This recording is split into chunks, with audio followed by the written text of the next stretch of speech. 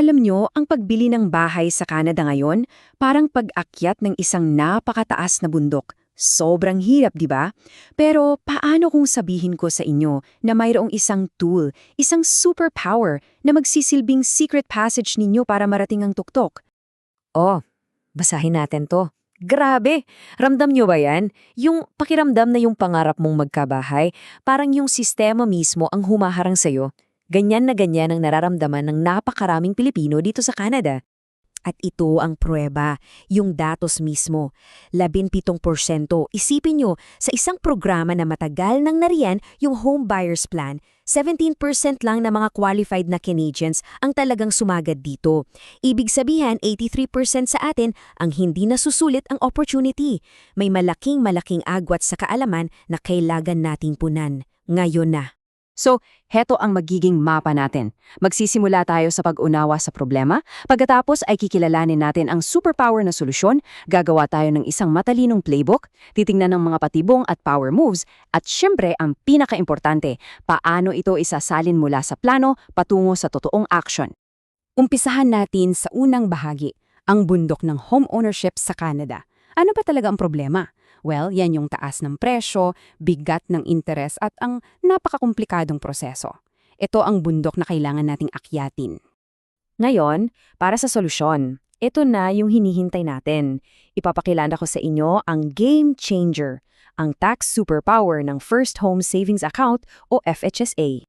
So ano nga ba itong FHSA? Sa pinakasimplang paliwanag, isa itong special savings account para lang sa mga first-time homebuyer. At ang magic nito, nasa mga tax benefits na wala sa iba. Dito napapasok yung tinatawag kong 1-2 tax sponge ng FHSA. Kasi di ba yung RRSP, maganda yan dahil may tax deduction ka ngayon. Yung TFSA naman, awesome, kasi tax-free ang pag-withdraw mo. Ngayon, isipin mo, pinagsama ng FHSA ang pinakamagandang feature nilang dalawa. Panalo ka sa umpisa dahil sa tax deduction at panalo ka ulit sa dulo dahil tax-free ang withdrawal mo para sa bahay. Grabe, di ba? Okay, gawin nating totoong pera. Imagine this, taga-busy ka, kumikita ng $100,000 a year. Naghulog ka ng $8,000 sa FHSA mo, boom! Sa susunod na tax season mo, may babalik sa yung pera na humigit kumulang $3,040. Perang-pera yan, balik diretso sa bulsa mo, para ka lang nag-ipon para sa sarili mong pangarap pero may bonus ka pa. Okay, so malinaw na sa atin kung ano ang FHSA at gaano ito kalakas. Ang susunod na tanong, paano natin ito gagamitin sa tamang paraan? Let's talk strategy. Ito ang inyong cheat sheet. Tingnan nyo to. Sa FHSA, may deduction ka na, tax-free pa ang withdrawal para sa bahay. Sa RRSP, may deduction pero may buwi sa dulo, maliban na lang kung gagamitin sa HBP. Sa TFSA, walang deduction, pero tax-free ang pagkuha. So kung ang goal mo talaga ay bumili ng bahay, napakalinaw, FHSA is king. Period.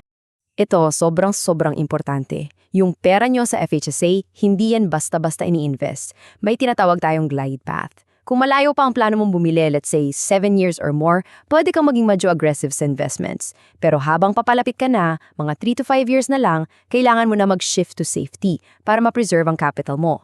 At kapag sobrang lapit na, like less than 2 years, dapat 100% cash na yan. Ayaw natin biglang bumagsak yung market isang buwan bago ka bumili, di ba? Safety first. Alright, ready na ba kayo para sa mga next level na usapan? Pag-usapan natin ngayon ang mga patibong na dapat iwasan at ang mga power moves na pwede niyong gawin para talagang masulit ang FHSA. Okay everyone, makinig po tayong mabuti. Ito yung spousal trap at marami ang nahuhulog dito. Ganito yan. Kung ang partner mo ay may-ari na ng bahay tapos nagsama na kayo, baka hindi ka na maging qualified magbukas ng FHSA. So anong solusyon? Bago pa kayo magsama sa isang bahay, bago pa kayo maging common law, magbukas ka na sarili mong FHSA. Kahit $50 lang ang ilagay mo. Ang importante, mabuksan mo yung account. Kasi once it's open, you're locked in. Sobrang critical niyan. Okay, ito naman para sa mga medyo advanced na at gustong i-maximize talaga ang sistema. May tinatawag na double deduction maneuver. Basically, pwede mong gamitin ang iisang halaga ng pera para makuha ng dalawang tax deduction. Kailangan lang sundin ang 4 na hakbang na ito. Parang magic, diba? Pero may malaking pero. Ito ang babala. Yung magic na yan, yung pangalawang deduction, may mabigat na kapalit. Pinapasok mo ang sarili mo sa mandatoryong pagbabayad sa home buyer's plan sa loob ng 15 taon. So nagkakaroon ka ng utang sa sarili mong retirement fund. Kailangan mo talagang pag-isipan kung worth it ba to para sa'yo.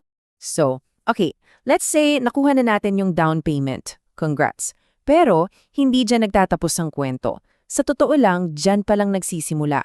Ang susunod na kabanata ay, paano mo poprotektahan itong pinakamalaking asset ng buhay mo? Tingnan natin ang pangmatagalang gastos.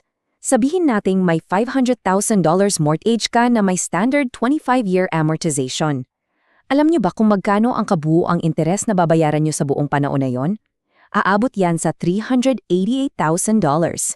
Ngayon, madalas para bumaba yung monthly payment, hinahabaan yan sa 30 years. Mukhang maganda sa simula, di ba? Pero tingnan niyo to, yung kabuuang interes biglang tatalon sa $482,000. At heto yung suntok sa tiyan. Halos $100,000 na dagdag na interest. Yan ang presyo ng konting ginhawa kada buwan. Kaya tandaan nyo, yung 30-year mortgage dapat ituring na pansamantalang tulay, hindi destinasyon. Kailangan may plano kayo para paikliin niya.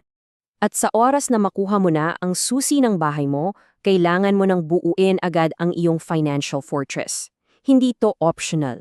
Kailangan mo ng legal will para masunod ang gusto mo, disability insurance para protektado ang kita mo kung di ka makapagtrabaho, at life insurance para protektado ang pamilya mo at mabayaran ng utang sa bahay.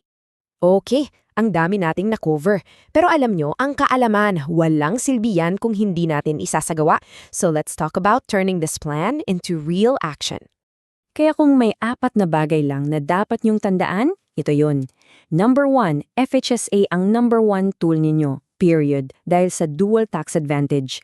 Number 2, magbukas na ng account. Ngayon na, para umandar na yung 15-year clock. 3, mas magandang FHSA kesa sa HBP kasi walang utang na babayaran pabalik.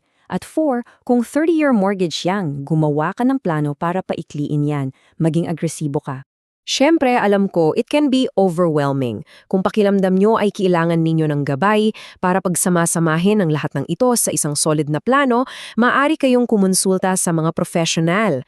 Halimbawa, si Mansour Khalili ng Muneris Financial Services. Maaari nyo siyang tawagan o i-text sa 778-898-3202, i-email sa mansour@muneris.com o bisitahin ang kanilang website sa muneris.com. At bilang pagtatapos, iwan ko kayo sa tanong na ito. Mula sa lahat ng natutunan natin, ano ang isang maliit pero konkretong hakbang na gagawin mo ngayon din para umusad ang plano mo? Hindi bukas, hindi sa isang linggo, ngayon. Ano yon?